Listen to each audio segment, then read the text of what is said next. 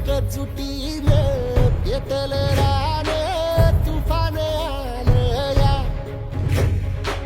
काळ्या भुईच्या भेटीला हे आभाळ आलं या ढेगाळ माय मातीच्या ह्या डोळ्यात जागली या आस घेऊन हात हातामंदी घेतला लेकरांनी ध्यास लई दिसानी भारल्या वाणी शिवार झालं या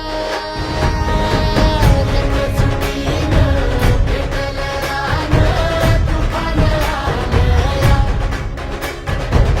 काळ्या भुईच्या आणि आपल्याकडे जे उपलब्ध